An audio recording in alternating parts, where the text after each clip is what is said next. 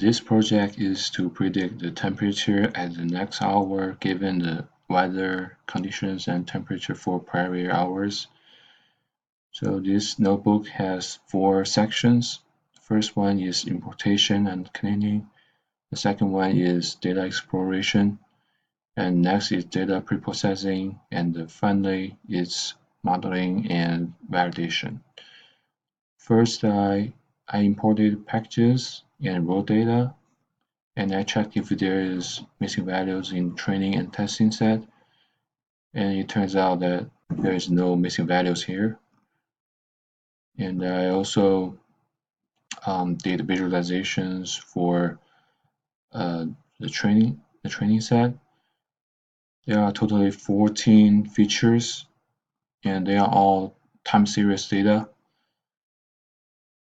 They have similar patterns, and basically 1 year has nearly 9,000 hours. So this is 1 year, and this is 1 year, and so forth. This is also corresponds to the common sense because they are weather data. And next, I did data preprocessing. First, I normalized the training and testing, and I also transformed the training set to be current ready.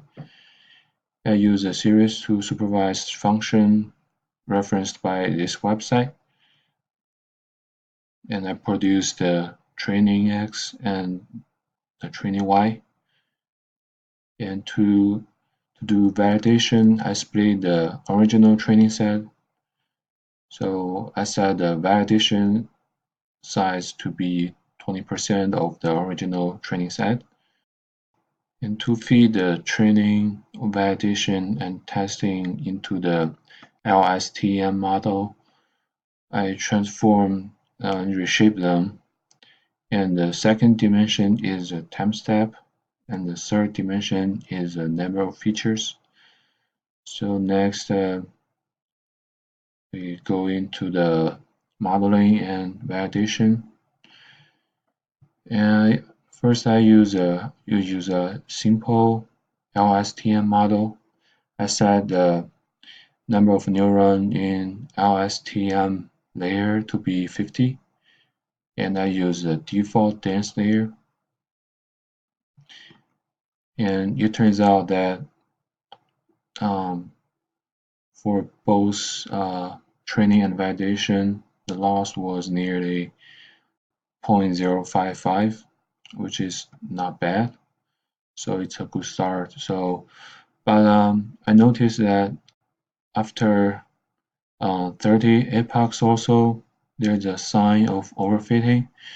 So I decided to add dropout to see if it can help to fix this issue. But it turns out that the dropout is not a good idea, and the performance got even worse when I increased the dropout rate to 0.5.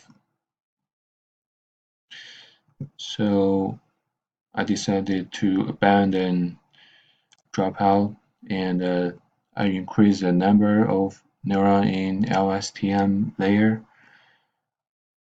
But the overfitting issue got severe, so I decided to decrease the number of neurons in LSTM layer. And I decreased the batch size. The running time was almost doubled, and there's no significant change in performance. So I decided to use the batch size to be 72 in the next experiment. And finally, I use the activation function to be linear in dense layer, and it turns out that the performance got more stable. And So I decided to use this architecture as my best model. Thank you.